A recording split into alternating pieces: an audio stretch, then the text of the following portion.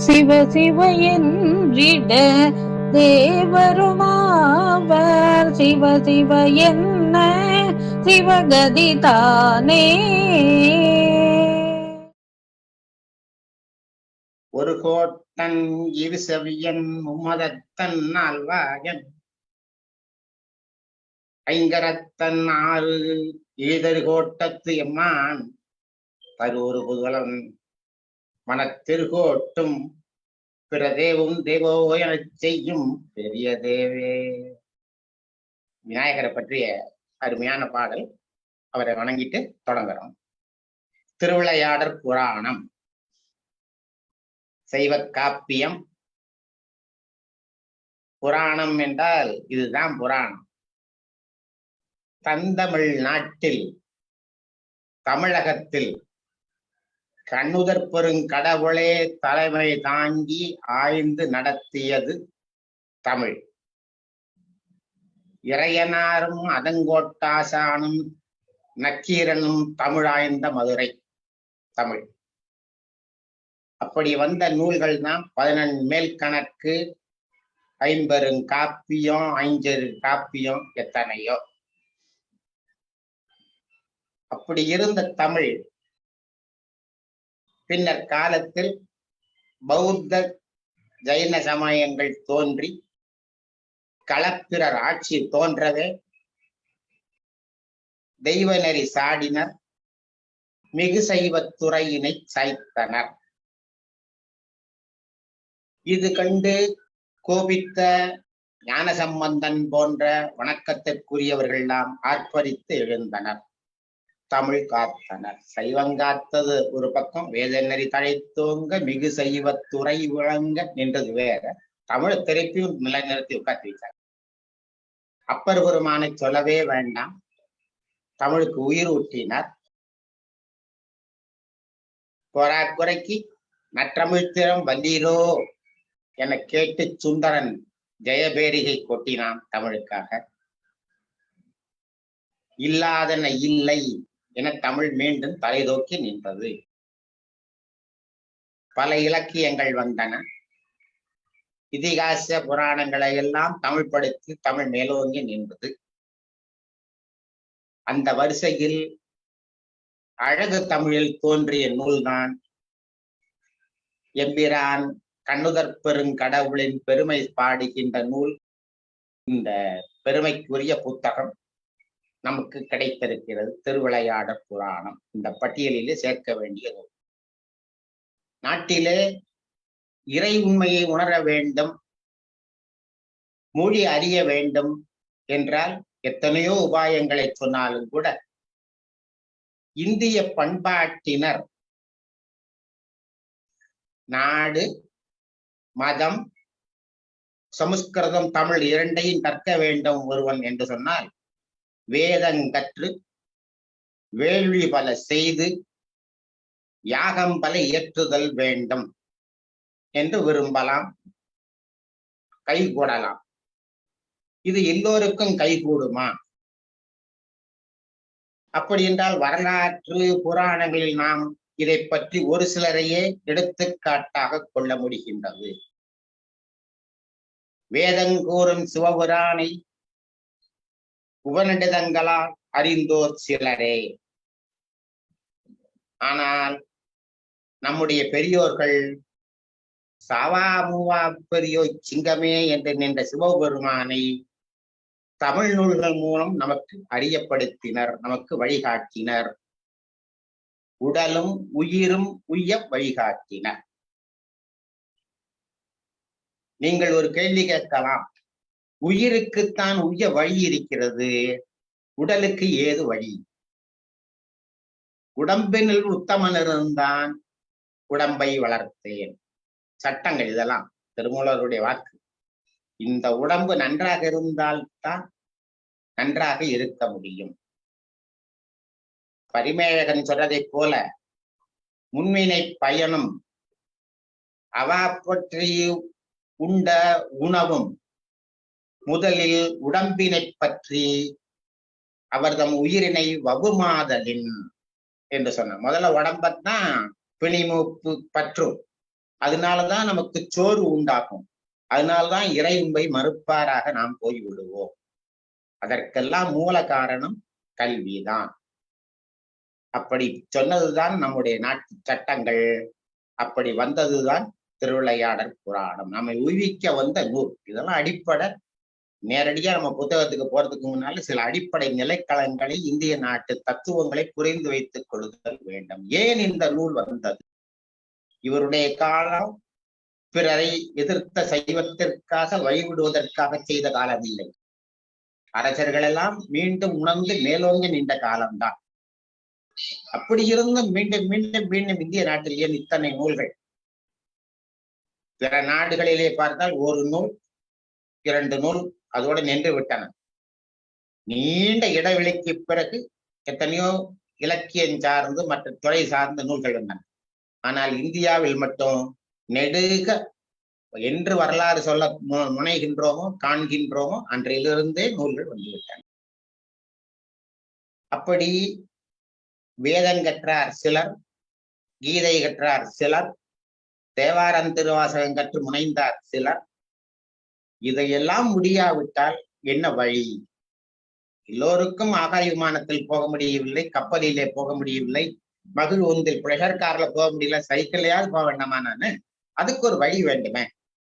அந்த சைக்கிள் மிக மிக எல்லாவற்றுக்கும் மகிழ்வுந்துக்கும் மகிழ்ச்சி தரக்கூடிய சைக்கிளாக இது அமைந்து விட்டது. அதான் இந்த பரஞ்சோதி முனிவருக்கு வணக்கம், இந்த நூலுக்கு பெரிய வணக்கம். சைவம் பற்றி அறிய வேண்டும். ஞானசம்பந்தன், வணக்கத்திற்குரிய சங்கராச்சாரியார், 176 வணக்கத்துக்குரிய முறைகள் எத்தனையோ இருந்த போதும் கூட அதையெல்லாம் தொகுத்து 6 வகையான இந்து மத வழிபாட்டு முறைகளை அமைத்துக் கொடுத்தார்கள் இந்தியாவில். ஞானசம்பந்தன் அதுக்கு வழிகாட்டினார், சங்கரர் வழிகாட்டினார். என்றாலும் முதன்மையாக தலைமையாக கொண்டது சைவத்தைத்தான், சிவபெருமானைத்தான்.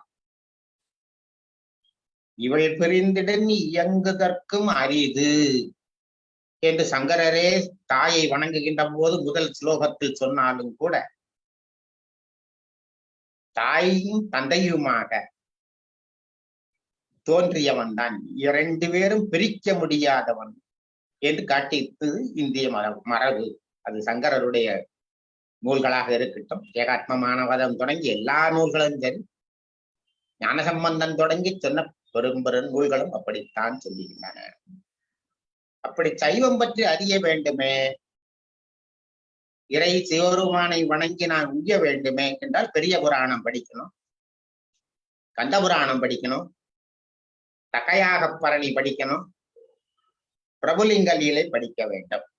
இதுதான் சைவ குவிச்சல்கள், சைவ வழிகாட்டி, சைவ இலக்கணம், சைவ இலக்கியம். அப்படி வருகின்ற பொழுது தேவாரம், திருவாசகம், 12 திருமுறைகள் படித்து விட வேண்டும். அதெல்லாம் என்னெல்லாம் சொல்லியிருக்கோ அந்த வரிகளை அப்படியே பரஞ்சோதி முனிவர் கையாளுவார். அதையெல்லாம் படிக்க விட்டுட்டோம்னா இதை படிச்சாலே போதும். அதை படிச்சா இன்னும் பெருமகிழ்ச்சி. அப்படி 4 பாடல் புரிகின்றது தேவாரம், திருவாசகம், 12 திருமறை எல்லாம்.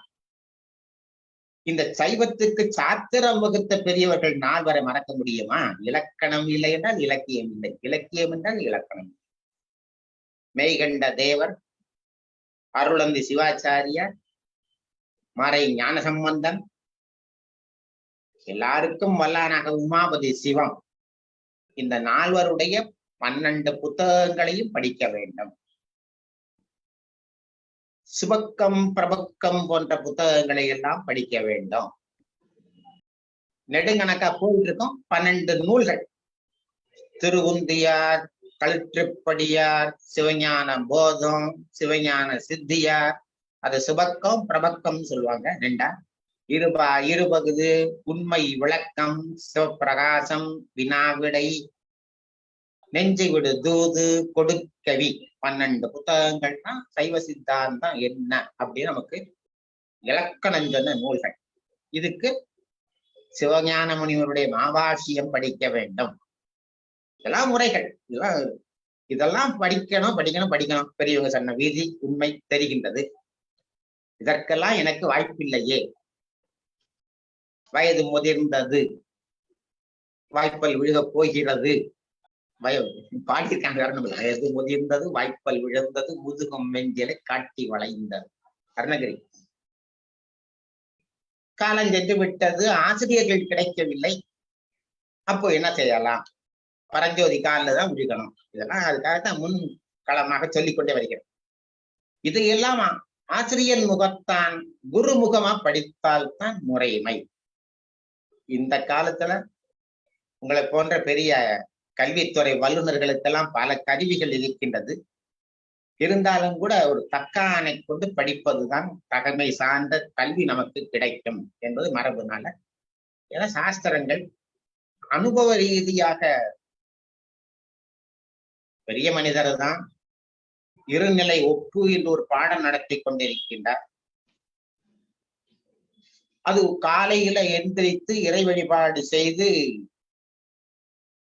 பாடம் நடத்தி கொண்டே இருக்கிறார். மதிய உணவு குடிக்கு இடைவெளி விடல, பாடம் போயிட்டே இருக்கு. ஒரு நாளைக்கு அருள் ஞான சம்பந்தன் பெரிய மனிதர் வீதியில போய் கொண்டிருந்தது ஒரு கழுதை.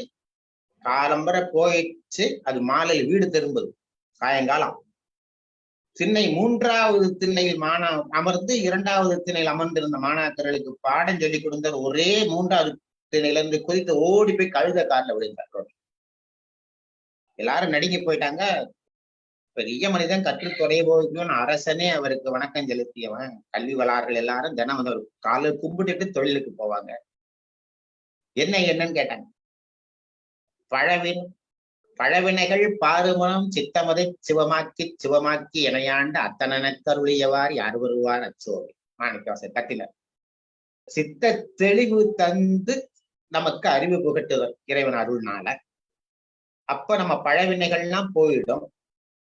அப்ப புதுவினை வந்துருச்சுன்னா அந்த லாபத்தினால என்ன நன்மை? அதனால மீண்டும் பிறவி வந்துடுமே. பழவினையை போக்கணும், புதுவினையை நிறுத்தி வைத்து விட வேண்டும். இந்த பிறவிக்கு திருப்பி நம்ம ஆட்படக்கூடாது. இதுதான் இருவினை ஒப்பு என்று பெரிய தத்துவம் சைவத்துல அந்த இதமும் சொல்லணும். காலம்புற அழுக்க கொண்டு போன கழுதை அழுது கொண்டு வருத்தப்பட்டு முகமாறி தூக்கி கொண்டு போகவில்லை. இன்றைக்கு எல்லாரும் விரும்பி போட்டுக்கொள்ளக்கூடிய வெள்ளையாக்கின துணியை நான் தான் கொன்றேன்னு கழுத்தை தூக்கிட்டு போகல.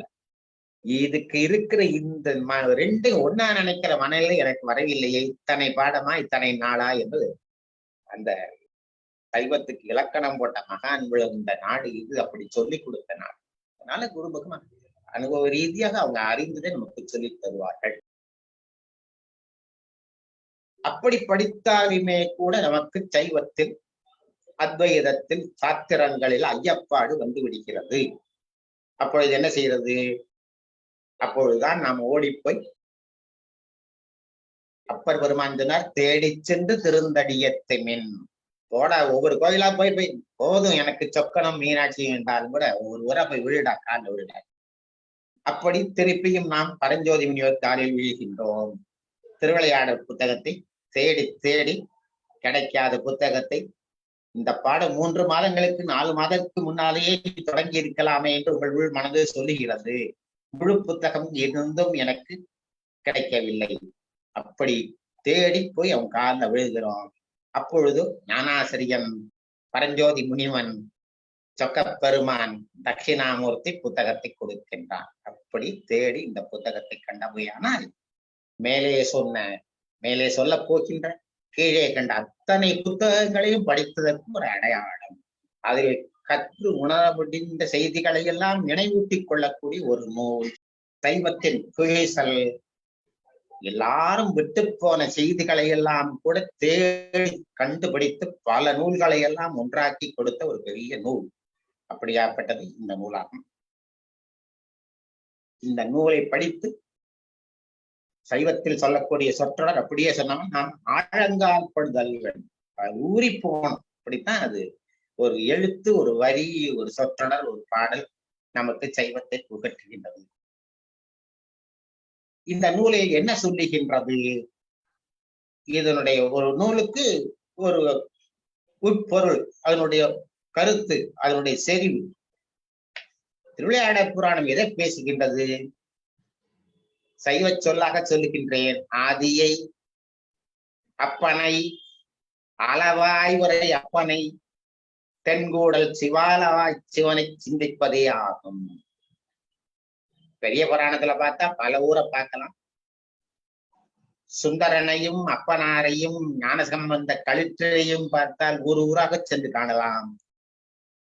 ஆனால் திருவிளையாடல் புராணம் ஒரே பற்றுக்கோடு உய வழி மதுரை சொக்கன் அங்கையற்கனிதான் என்பதை நிலைநாட்டுவதற்காக அப்படி ஒரு வரலாற்றினை கொட்டி தீர்த்தார். அதனால்தான் இந்த திருவிளையாடல் இறைவன் ஆற்றியது இந்த நூலில் மட்டும்தான் இருக்கிறதா என்றால் இல்லை. இது சிலப்பதிகாரத்தில் பல கதைகள் சொல்லப்பட்டிருக்கிறது. கல்லாடத்தில் சில கதைகள் சொல்லப்பட்டிருக்கிறது. முன்னமே பல வரலாற்று உண்மைகளை எல்லாம் சொல்லி போயிருக்கிறார்கள். ஓரியூர் தன்னில் உடனிருந்த அருளி அடாத அழும்பர்களுடைய எல்லாம் பெரியவர் மீட்டு தந்தார். என் பெரிய தந்தையார் வழக்காடியில் ஜெயித்து கொடுத்தார். அந்த ஊர் பற்றிய வரலாற்றுகள் எல்லாம் பல நூல்களில் இருக்கின்றன. அப்படி இந்த கதையினை மாணிக்க வாசகர் தன்னுடைய மணிவாக்கினாலேயே பாடினார். அப்படி பல கதைகள் பல நூல்களில் இருக்கின்றன. இருப்பினும் நாம் ஒரே நூலாக தொகுத்து சொல்லுவது இந்த நூல்தான். தேவாரமும் விட்டு வைக்கவில்லை, திருவாசகமும் எல்லா நூல்களிலும் இந்த 64 விளையாடுகள் அங்கங்க அப்படி எப்படி சொல்லிக் கொண்டு போயிருக்கிறார்கள். இந்த ஒரு நூல் தான் இறைவன் திருவிளையாடலை பற்றி பேசியதா? நாம் ஒரு செய்தி பார்க்கின்ற போது சில வினாக்களை எடுத்துக்கொள்ள வேண்டும். அதுக்கு திருவிளையாடல் புராணம் நிறைய புத்தகங்கள் இருக்கின்றன, நிறைய பேர் எழுதியிருக்காங்க. அதுல ஒரு பெரிய மனிதர் எழுதின புத்தகத்தை பெரிதாக கொண்டாடினார்கள் தமிழகத்துல. திரு ஆலவாயுடையார் திருவிளையாடல் புராணம், கடம்பவன புராணம், மதுரைக்கு பேர் கடம்பவனம் என்று ஒரு பெயர் உண்டு. அந்த கடம்பவன புராணம் என்று ஒன்று இருக்கு. இதெல்லாம் ஸ்தல புராணங்களை சார்ந்து போயிடும். சுந்தரபாண்டியம் அருமையான புத்தகம். சைவம் படித்து கண்ணீர் சிந்தி உருகி நிற்க வேண்டிய புத்தகம் சுந்தரபாண்டிய, அருமையான புத்தகம். வேம்பத்தூரார் திருவிளையாடல் புராணம், அது ரொம்ப பெருமை உடையது. அவர்தான் வீட்டில் மனைவி நோய்வாய்ப்பட்டு இருந்த பொழுது தன் பெண் சிறாளாக இருக்கிறாளே, காசிக்கு எப்படி அழைத்து கொண்டு செல்வேன் என்று வேம்பத்தூரார் அந்த ஊர்ல இருக்கக்கூடிய மீனாட்சியிடம் வேண்டிக் கொண்டு காசி சென்ற பொழுது அவருக்கு துணையாக தாயே அவர் மகள் போல இருந்து உடன் உதவி செய்தார் என்று வரலாறு சொல்கின்றது. அப்படிப்பட்ட பெரிய மனிதன், வணக்கத்துக்குரியவர். அவருடைய அதை ரொம்ப கொண்டாடுவாங்க சைவத்துல, தமிழ்ல. வேம்பத்தூராருடைய திருவிளையாடல் எல்லாவற்றுக்கும் மேலாக மிஞ்சி நிற்பது பரஞ்சோதி முனிவருடைய நாம் பார்க்க இருக்கின்ற புத்தகம்தான். கம்பனுக்கு புகழ் எப்படி வந்தது? அவனுக்கு ஒரு மூணு கிடைத்தது. வில்லிபுத்தாரனுக்கு எப்படி பெருமை? அவனுக்கு ஒரு மூல நூல் கிடைத்தது, பாரதம். இது இந்திய நாட்டில் அதான் இரண்டையும் சேர்த்து சேர்த்து சொல்லுவது. 2 கண்கள் 2 மொழி, 2 தண்டவாளை இருந்தாத்தான் வண்டி ஓடும். மாடு ஒழுங்காக வண்டியில் கூட்டி செல்ல வேண்டும் என்றால் 2 மாடு வேணும். உழுகணும்னா 2 மாடு வேணும். 2 எப்பொழுதுமே 2 காது 2 கண்ணு கொடுத்தான் இறைவன். நியாயத்தை பார்க்க வேண்டும், நியாயத்தை பேச வேண்டும் என்று 2 கொடுத்த இறைவன் அடாதன பேசாதே, தர்மத்தை பேசு என்பதற்காக வாய் மட்டினும் ஒன்றை கொடுத்து சென்றான். இறைவனுடைய கிருபைகள் தான். அப்படி இந்த நூல் பரஞ்சோதி முனிவருடைய நூல். இவர் திருமறைக்காட்டில் பிறந்தவர். வேதாரண்யம் பெரிய பெரிய மகான்கள்லாம் இருந்தது. கதவு திறக்கப்பாடி மூடப்பாடி எத்தனையோ வரலாறுகள். தீட்சை பெற்றவர்களுக்கு இறைவன் அவர்கள் வால சரஸ்வதிய நாவில் பிரசன்னமதா ஒரு புலவன் சொன்னான். ஏன் இப்படி கெட்டிக்காரனா பாடியிருக்க அரங்கேற்றத்தை சொன்னான். அடப்போடா, சரஸ்வதிய நாக்கில் வந்து உட்கார்ந்துருக்காங்க. தீட்சை பெற்றால்தான் அது வரும். சும்மனே 6 அட்டை வச்சிருக்கேன் 10 அட்டை வச்சிருக்கேன் அது பரிணமிக்க முடியாது. அலுவலகத்தில் பணியாற்றி சம்பளம் பெறுவதற்கு பயன்படுமே வழிய தன்னுடைய வம்சங்களுக்கு மக்களுக்கு பயனாற்றக்கூடிய செயல்பட முடியாது. அதுக்கு இறைவனுடைய அருள் வேண்டும். இந்திய நாட்டில் பெரியது ஒரு மரபு. இது ஒரு நூல் படிக்கின்ற பொழுது மரபை பற்றியே நம்ம பேசணும், சொல்லணும். இதனால காலக்கெடு ஆனால் டிலே ஆனா கூட பரவாயில்ல. எத்தனையோ மந்திர உபதேசங்கள் கற்றவர்களிடம், முனிவர்களிடம், ரிஷிகளிடம் எல்லாம் பெற்றுக்கொள்ள சொன்னார்கள் இந்திய நாட்டில். ஆனா காயத்ரி மந்திரம் மட்டும் தந்தையிடம் பெற்றுக்கொள் என்று சொன்னார். காயத்ரி உபதேசம் எந்த ஆசிரியனும் சொல்ல மாட்டான், எந்த முனிவனும் சொல்லி தர மாட்டான், தந்தையிடம் தான் கற்றுக்கொள்ள முடியும். அதான் விதி. அப்படி சிவதீட்சை தன் தந்தையிடமே இவர் பெற்றுக்கொண்டார். பரம்பரையா சைவத்தை மறந்தும் பிறந்தோழான் செய்வர்கள் தந்தையிடமே சிவதீட்சை பெற்றுக் கொண்டார். இறைவன் ஒரு இடத்தில் இருக்கின்றான், மனமதே இலிங்கமாக. சட்டங்கள் ஞானசம்பந்தனை பற்றி சொல்லவே கூடாது. அவனை தூக்கி தனியா உட்காந்து வச்சிடணும், பெரிய கூட போட்டணும், சாஷ்டாங்க நமஸ்காரம் பண்ணணும். சைவத்துக்கு சட்டம் போட்டவர் அப்பர் மாதிரி கிடையாது. ஒரு சொல், ஒரு வரி, அதுதான் மண்டல ஆணி இடிச்சு அரைக்கிற மாதிரி. எத்தனையோ இடத்துக்கு போனாலும் கூட சில இடத்தில் ஒரு ஸ்புரிக்கும். உபதேசம் பெற்றுக்கொண்ட இந்த முனிவன் பல ஊர்களுக்கு போய் வந்து கொண்டே இருந்தால் தாயையும் தந்தையும் வணங்கினார். மதுரைக்கு வந்த தாயை வணங்கியவுடன் தாயிடமிருந்து ஆணை வந்தது. இதுதான் வேடிக்கை. இவர் பேசப்போவது எல்லாம் தந்தையை பற்றி, தாயும் தந்தையுமாக இருக்கின்றவனை பற்றி பேசக்கூடியது. சொக்கன் பற்றி பேசப் போகிறார். சுந்தர கடவுள்னே அவர் சொன்ன வார்த்தை. அதனாலதான் சுந்தர கடவுள் என்றே நான் கூட தலைப்பிட்டேன். சுந்தர கடவுளுடைய பெருமையை, அவருடைய திருவிளையாடலை சொல்ல வந்தவருக்கு தாய் ஆணை பிறப்பித்தாள். ஐயா பரஞ்சோதி, எங்கள் வரலாற்றை, ஸ்தாபிதத்தை உலகுய்ய செய்தது எங்கள் திருவிளையாடலை, ஐயன் திருவிளையாடலை நீ நூலாக வெடிப்பாயாக. பாலாசிய புராணம் படித்து அதன் மூலம் சில செய்திகளை தெரிந்து வைத்துக் கொண்டு எங்கள் இருவருடைய ஆசியால், அறிவு புகட்டலால் நீ நூல் படைப்பாய் என்று தாய் இவருக்கு ஆணை பிறப்பித்த ஆணை ஆசீர்வாதம் செய்தனர். மீண்டும் அருகார் பீடத்து அமர்ந்த சுந்தரனை வணங்கி, எல்லா ஊர்லயும் 4 கால் பீடம் இருக்கும், 8 கால் பீடம் இருக்கும். மதுரையில மாத்திரம் 6 கால் பீடம்.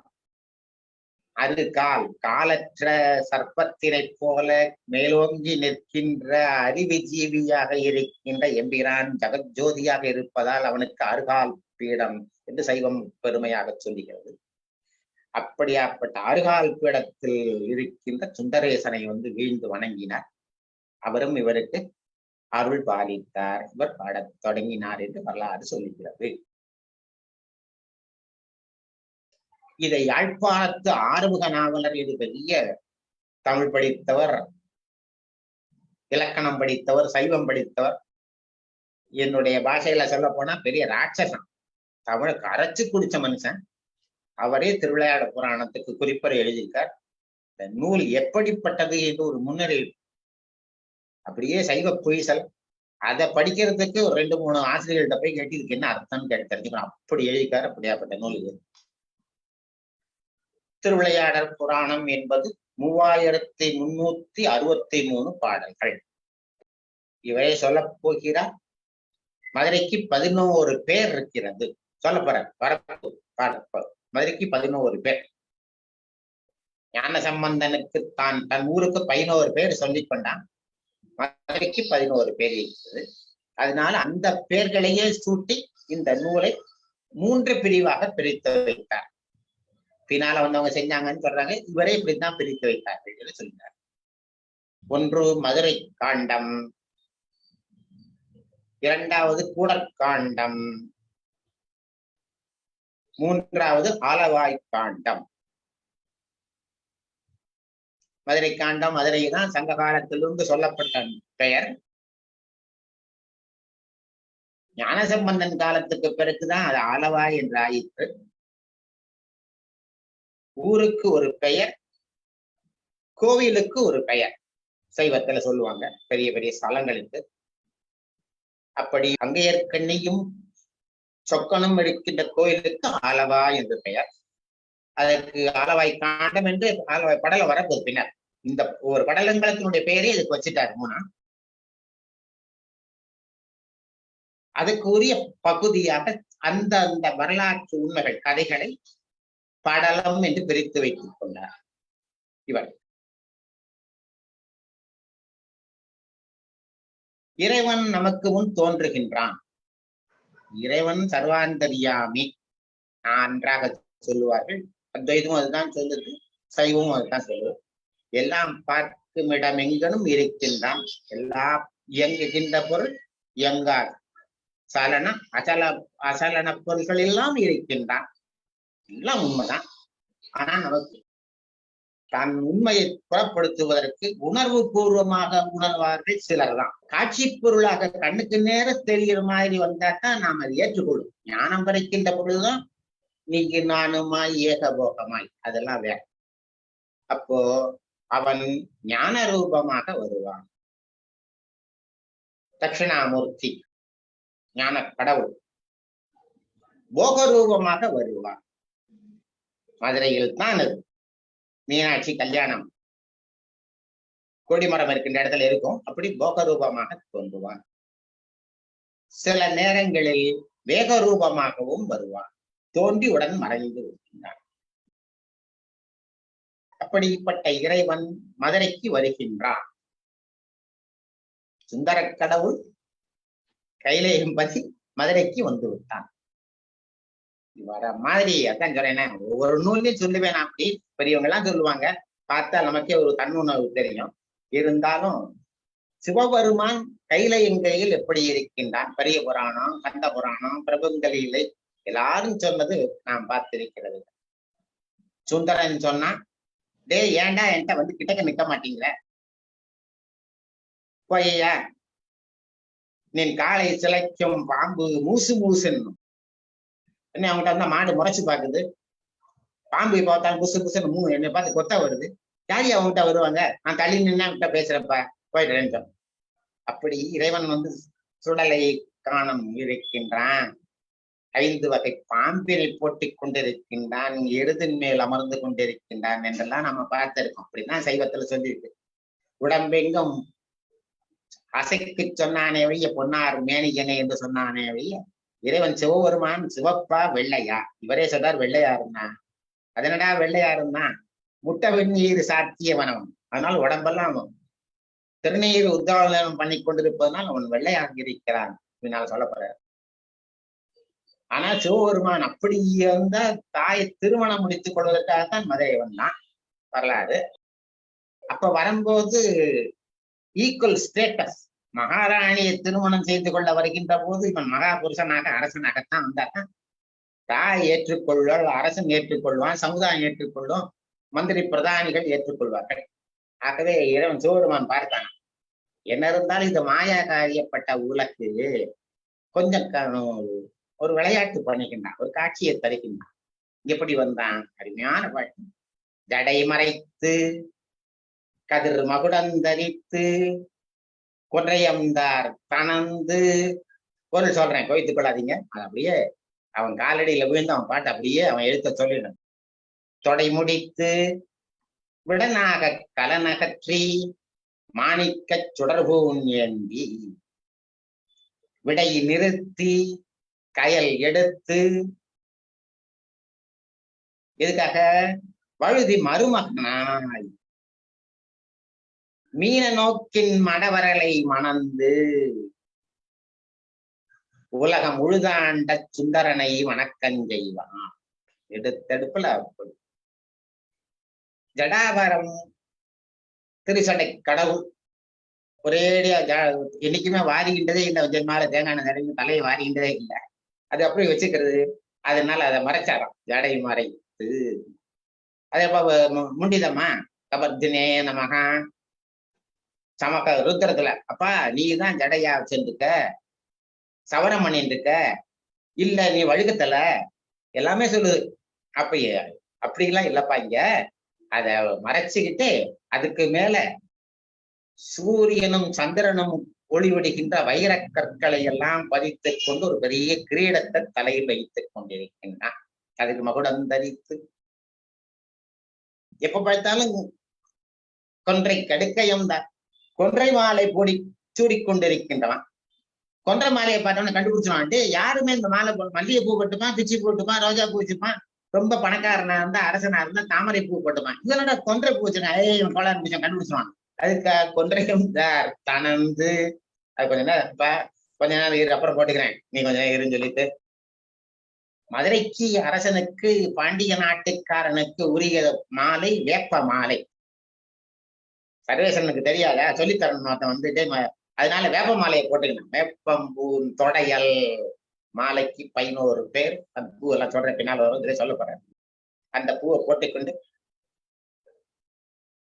இவருக்கு சர்வாபரண பூஷிதையாக தாய் தான் நிற்கின்றாள். இவனுக்கு என்ன ஆபரணம்? 5 வகையான நாகப்பாம்பினை அணிந்து கொண்டிருப்பான். அதை பார்த்து ஐயோ காட்டுப்பாண்டி ஏதோ பாம்பட்டி உங்களுக்கு நினைச்சிருவாங்க. அதனால அதெல்லாம் அவுத்து வச்சாரங்க விடனாக கலநகற்றி. அப்ப என்ன செய்யறாரு? மாணிக்க சுடர்பூன் ஏந்தி ஜொலிக்கின்ற மாணிக்கத்தால் ஆக்கிய 9 மணிகளால் ஆகிய நகைகளை எல்லாம் கழுத்திலிருந்து எல்லா இடத்துலையும் போட்டுக்கொண்டு எப்பொழுதுமே கூட வருகின்றவன் நந்தியம்பெருமான். நந்தி கிட்ட வந்து இவர் கிளம்பிட்டாருன்னு புரிஞ்சு விட்டு முதல்ல டிரைவர் வந்து காரெல்லாம் வார்ம் பண்ணி ஓட்டி ஏசியை போட்டு வச்சிருக்கணுமே, வந்து நின்று தூக்கிட்டு போறதுக்கு.